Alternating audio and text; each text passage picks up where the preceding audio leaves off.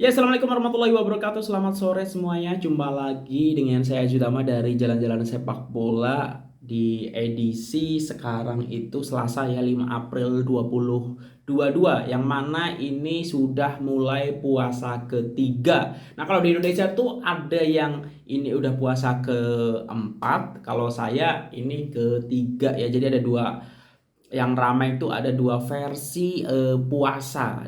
Kalau tak salah di Malaysia itu sama dengan saya, mulainya tuh hari Minggu ya, Minggu, Senin, Selasa, berarti 3 hari ini untuk puasa ya. Selamat menjalankan ibadah puasa buat teman-teman saudaraku kat Malaysia sana, dan teman-temanku di Indonesia juga ya. Ini semoga di bulan suci Ramadan ini kita banyak diberi kemudahan ya, makin banyak ibadahnya, dan selepas ini kita jadi pribadi yang makin baik lah, amin. Oke, di kesempatan kali ini aku mau update seputar bola sepak Malaysia, apalagi nanti malam sudah mulai perlawanan Liga Super yang ketiga. Nah, sebelum ini aku mau update seputar Johor Darul Takzim kaitannya dengan keikutsertaannya di kejuaraan juara Asia yang akan bermula bulan ini ya, di tanggal 15 kalau aku tak salah. Nah, ini kaitannya dengan lawan dari Johor Darul Takzim, yaitu Guangzhou FC ya. Kalau tahun-tahun sebelumnya kita tahu namanya adalah Guangzhou Evergrande ya, sekarang sudah berubah jadi Guangzhou FC karena kita tahu Evergrande ini sedang mengalami masalah ya, kerugian ya dan segala macamnya, sehingga sekarang Guangzhou ini tak disokong oleh Evergrande. Ini didatangkan dari Phuket FC. Guangzhou FC hantar pemain muda bawah 22 tahun ke saingan Asian Champions League 2022 di Johor Bahru. Nah, ini menarik ya, karena ini juga sudah kita prediksi bahwa Evergrande yang sekarang ini berbeza daripada Guangzhou yang sekarang ini berbeza daripada Guangzhou yang dulu. Dan apalagi dengan menghadirkannya skuad bawah 22 tahun, tentu saja ini hanya sekedar lewat saja ya Guangzhou FC di Liga Champions Asia. Klub Liga Super China, Guangzhou FC nampaknya akan menghantar skuad kedua ke perlawanan peringkat kumpulan saingan AFC Champions League 2022 di Johor Bahru pada 15 April sampai 30 April ini.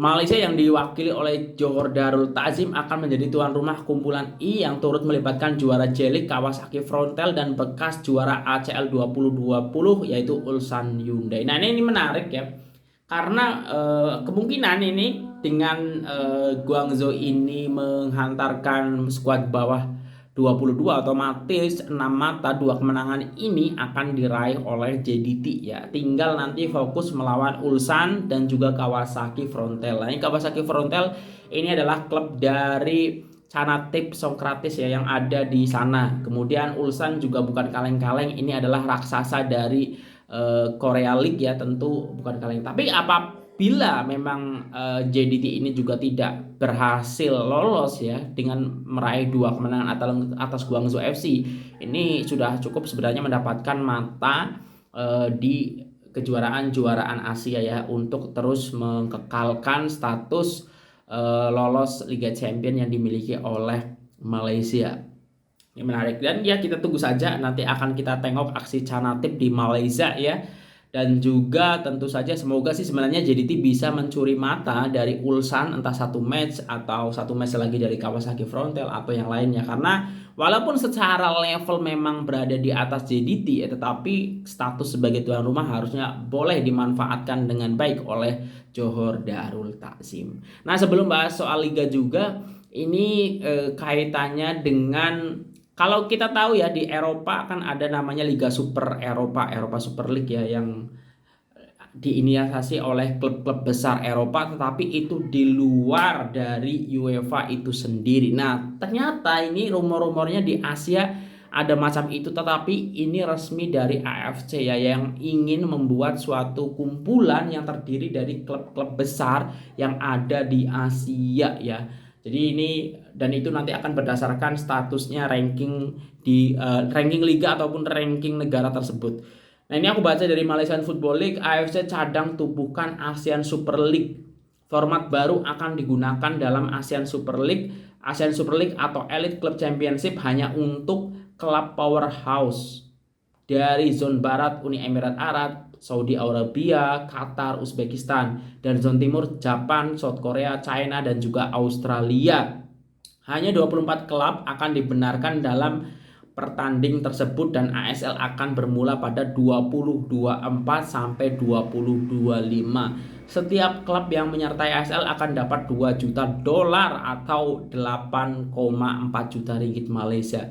Jumlah hadiah uang kemenangan boleh cecahkan 14 juta dolar ya, 50 juta ringgit Malaysia. Ini 59. Ini angkanya lebih besar daripada angka untuk Liga Juara-Juara Asia. Tapi dengan kalau misalnya memang ini benar ada, berarti kesempatan untuk klub-klub dari Malaysia JDT ya, ataupun dari Indonesia yang kebetulan kalau tak salah tahun depan ini ada kesempatan untuk playoff Liga Champion Asia ya, selepas sebelumnya sudah sangat lama ya mendapatkan kesempatan itu, hanya lolos ke Piala AFC. Nah ini ya akan sukar ya untuk tim-tim dari Asia Tenggara untuk bersaing ataupun masuk dalam ASEAN Super League ya. Bahkan dari Thailand pun agak sukar ya kalau acuannya adalah liga-liga terbaik ataupun klub-klub elit yang ada di Asia.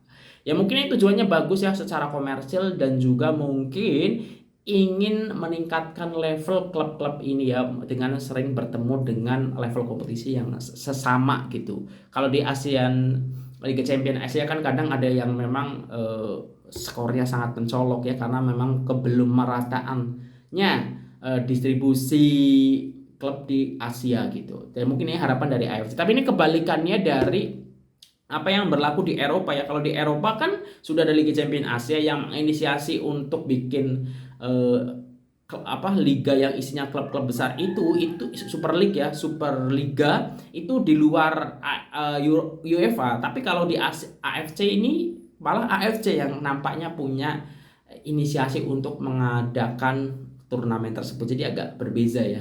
Ya kita tunggu saja nanti perkembangannya karena juga masih lama. Nah untuk perlawanan Liga Super pekan ketiga ya udah akan bermula nanti malam. Ada Sarawak United melawan Penang, Melaka melawan Sabah ya. Tentu ini menarik menanti aksi dari Sadil Ramdhani. Kemudian Negeri Sembilan melawan Selangor ya. Selangor juga aksinya cukup ditunggu untuk Liga Super musim ini. Kemudian besok ini ada Kuala Lumpur City FC akan bertemu dengan JDT. Ini laga yang sebelumnya memang sudah bermula di Piala Sumbangsih, Kedah Darul Aman versus Lipahang dan juga PJ City melawan Terengganu. Ini menarik ya khususnya untuk perlawanan esok ya, JDT yang akan bertemu dengan Kuala Lumpur City FC yang notabene adalah klub papan atas. Kemudian Terengganu yang selepas sebelum ini mendapatkan penundaan bisa berlaga esok ya tanggal 6. Kita akan tunggu aksi dari pemain baru yang dimiliki oleh Terengganu FC. Ini menarik. Dan juga Kedah ya di perlawanan esok. Nah mungkin itu ya, selamat menikmati. Dan ini akan disiarkan ada yang jam 9, ada yang jam 10 kalau waktu Indonesia, berarti sejam sebelum itu ya. Nah mungkin itu dulu untuk video kali ini. Sekali lagi selamat berpuasa, semoga puasanya lancar ya, ibadahnya lancar, tarawihnya penuh. Kalau ada salah cakap aku mohon maaf ya. Dan nampaknya momen lebaran ini mungkin kalau di Indonesia ini lebih meriah ya dibandingkan kemarin, karena walaupun memang kita masih pandemi tapi secara regulasi ini sekarang tidak seketat tahun-tahun sebelumnya. Jadi untuk berkumpul sudah boleh. Itu aja, kalau ada salah cakap mohon maaf ya. Sampai ketemu lagi, sehat semuanya. Salam satu rumpun. Wassalamualaikum warahmatullahi wabarakatuh. Dah.